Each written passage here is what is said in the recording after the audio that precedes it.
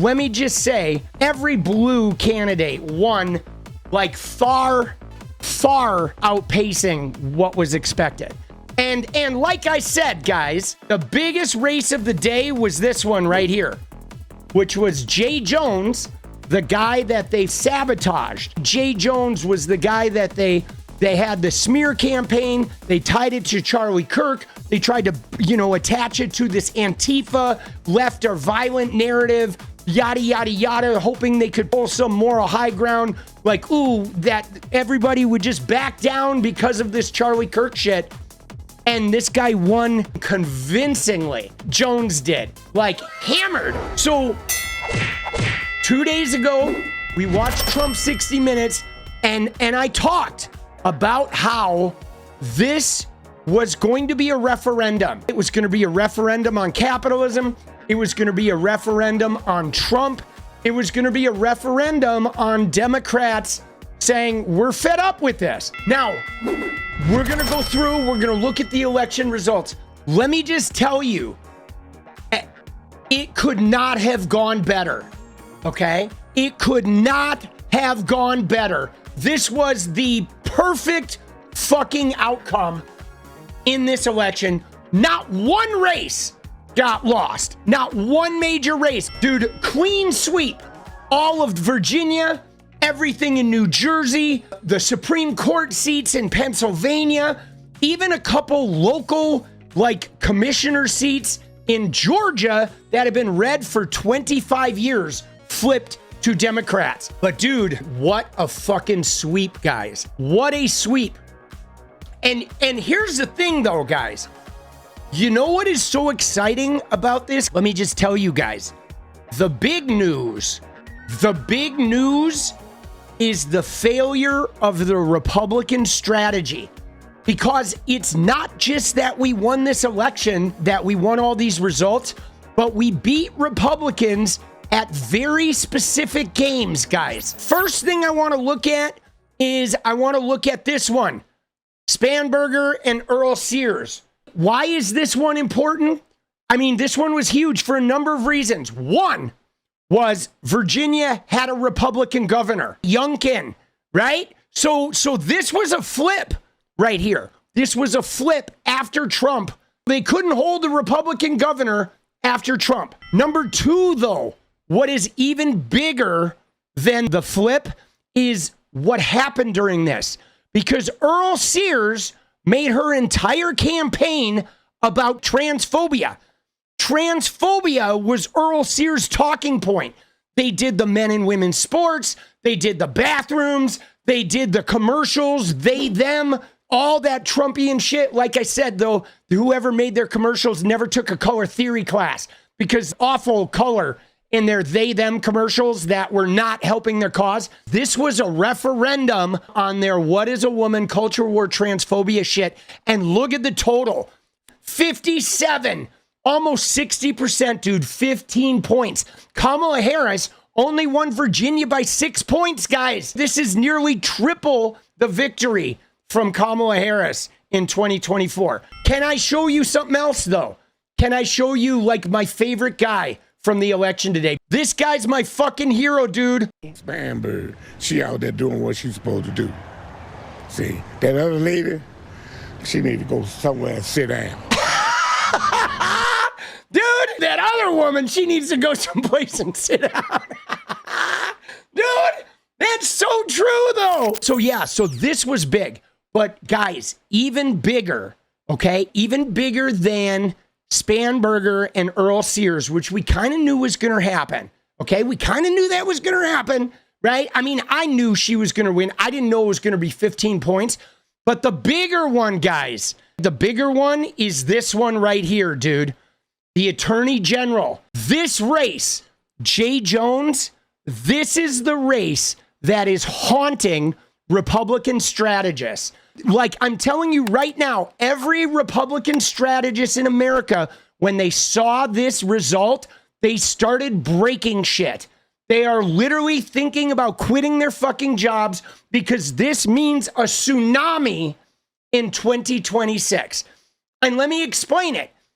Because first off, They tried to railroad him with a traditional Republican morality claim where they unearthed some text messages that were pretty shady, but not exactly what they said. They were trying to like, oh, he wants to kill people and all this shit, even though he was just using some, you know, pretty shady metaphors. However, what they did, guys, was they tied Jay Jones and those claims of violence to Charlie Kirk. And they tied it to their campaign of like, we are all Charlie Kirk. And they had people out in Virginia and New Jersey doing the Charlie Kirk thing. You got to show up for Charlie Kirk. You got it, right? They made this huge deal, guys. And this was going to be the one where they're like, you know, we have the morality. You guys are the violent, bad people that are accountable for your behavior. And we're not. And we're going to win this very important race. And dude, not only did they not win, but it wasn't even close. Look at that, dude. 7%. Meares got hammered. He got slaughtered because the people, the Dems didn't fall for it, dude. The people in Virginia, they didn't fall for it. You know why? Because look at this shit. Dude, if we look at Trump, let me just show you. You want to talk about rhetoric? I mean, we know we've seen it with Trump. But look at what Trump did in 2020. He was sharing a video of somebody who said the only good Democrat is a dead Democrat. So Trump is engaged in violent rhetoric like that. Trump has, you know, posted pictures of like Joe Biden being hogtied. And he has, you know, used all kinds of violent rhetoric and shit. They all do. The Republicans do constantly all week. They've been like having planes flying into buildings and blaming that shit on Mamdani. And January 6th, yes, all of that shit. Well, at the end result, though, Virginia said no. And Democrats said, you know what? We're not going to abandon our candidate based on a Republican outrage, smear, morality bullshit campaign. And I'm telling you right here, dude, this is the biggest race in the whole thing. Dude, when I saw this, I was like, holy shit, Republicans are in trouble. Now, let me tell you, though, about this. Even with that smear campaign, all the other Democrats won in Virginia. Their smear campaign, their propaganda campaign had zero effect. They're tying Charlie Kirk to this thing had zero effect. None. Now, let me tell you what else. Here's the big one. So they're doing this mid-decade redistricting, right? They're doing it in Texas. They may do it in Missouri. They may do it in Indiana. They're thinking about Florida, whatever, a couple other states. But let me just tell you guys, in order for them to redistrict in that way, to add red seats, they have to dilute some of their guaranteed districts. Very important. They cannot redistrict any of those states to eat up all those blue seats without putting some of the red seats that were solid red into maybe they could lose territory. Now, if they go through with this redistricting and we turn up in droves with good candidates, they are going to get shellacked. It's not going to be a blue wave. It's going to be like 𝗏𝗏𝗡𝗏 said. It's going to be a blue tsunami. They have a potential to lose a whole bunch of safe seats if they start fucking around with this. Which, of course, brings us to California Prop 50 redistricting. Look at that, dude. Oh, my God. Dude, the redistricting won huge, bro. Huge, boss. Look at that. 7.2 million votes reported. That's a lot of votes for a, you know, off-year election. Huge, bro. Huge, dude. This is so big, guys. You don't even understand. This is so big. Like, we really turned up. And last but not least, guys, one other important one is this one right here, dude. Look at 𝗦𝗂𝗽𝗍𝗪, dude. Look at what 𝗦𝗂𝗍𝗪 did in New Jersey. She decimated him. Okay, decimated him. Now, I was pretty sure 𝗦𝗂𝗍𝗪 was going to win, right? I was almost certain 𝗦𝗂𝗍𝗪 was going to win. However, what I love about this race is for the last couple months, I've been watching MAGA talking about flipping New Jersey. They have been so adamant about it. They have been having like events at Wildwood. 𝗙liche𝗶𝗵's been running around. They like indicted Rep. McIver from New Jersey. Remember over that bullshit ICE thing? Benny Johnson has been literally, he had a whole wing of content of like, you know, 𝗙cie𝗶𝗹𝗪𝗏's gonna win. 𝗙cie𝗶𝗹𝗪's gonna win. We're gonna win this. We're flipping New Jersey. He's been telling everybody, they've been telling their people, like, we're doing this. Scott Presler, okay, their little vote register guy. Scott Presler has been in New Jersey and Pennsylvania working on the 𝗙cie𝗶𝗹𝗪 and those Supreme Court justices like for months, dude. And they just got shit on, bro. Shit on. Dude, Mickey Sherrill just shit on Jack 𝗙cie𝗶𝗹𝗪, dude. She boxed him up and one-pumped his ass. Now, dude, let's go look at Pennsylvania, guys. Dude, look at that, baby. If they had voted against these guys, it was do they retain him or do they not retain him? So what would have happened is if they had voted against these Supreme Court justices, they would have not been retained. The Pennsylvania Supreme Court would have been tied 2-2, and then Josh Shapiro wouldn't have been able to appoint anybody because there's a Republican legislature.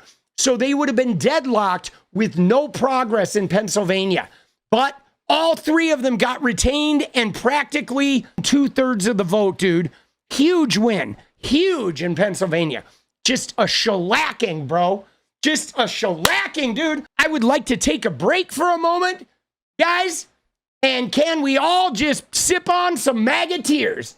Everybody, grab your beverage of MAGA tears and let's fucking have at it. Oh, dude, they taste so good. Dude, everything tastes better. Dude, everything tastes better right now. Dude, I am so happy, boss. The problem that MAGA doesn't want to deal with is the fact that, sure, in 2024, when they were running against Kamala Harris, who only had 107 days to prepare, and there was a whole bunch of resentment in the Dem party, Trump was able to eke out a 1.4% victory after Elon gave away millions. But here's the problem. The problem is did Charlie Kirk and did the Republicans get a bunch of young white college frat boy males to turn out for Trump and whatever? They did some memes, they made some content, whatever, rah, rah. They won the election, barely. Yes. But the problem is those young 19-year-old white frat boys, they're not politically motivated, guys. They don't care. They're not affected by politics either way. They're not affected when the Dems win. They're not affected when the Republicans win.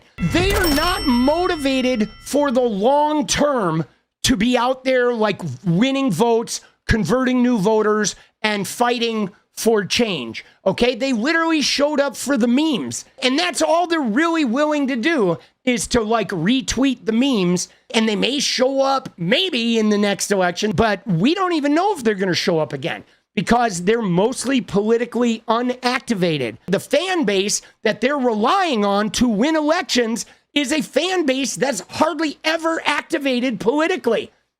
And so they're kind of fucked. I think MAGA has put all their chips in a voter base that is just not going to be a full-time working voter base. Meanwhile, the Democrats are all the people that are losing their rights, getting chased around by ICE, getting attacked from every different direction. We are very motivated to show up. We are very motivated to continue fighting like tooth and nail, as my mom used to say, because we have everything to lose and they don't. And so they're going to get their clocks cleaned. So the results are in. But here's the kicker, dude. You ready? Look at that. Look at that. You see that?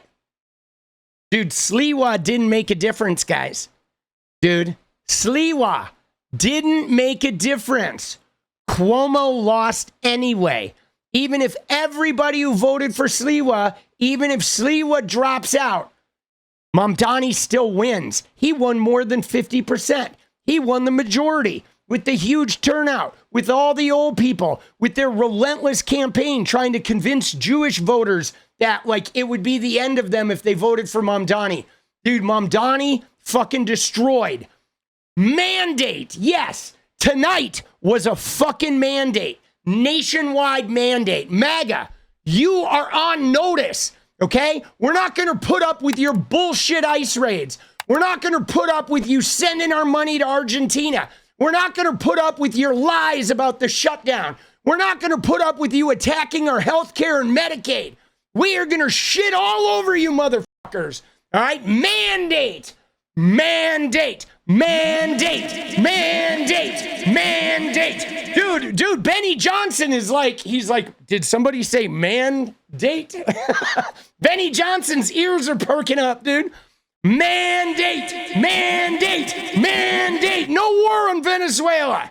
Let's go. None of these bullshit wars, right? The peace president's trying to start a fucking war every 5 minutes, bro. Look at that shit, though. What is up, guys? Thank you so much for watching. If you like the video, you want to support independent resistance media, you know what to do. Drop that sub, hit the like button, and please share it. And we do love our members, so if you want to become a member, it's another really great way to support. Thanks again for everything, guys. I'll see you next time. Let's go.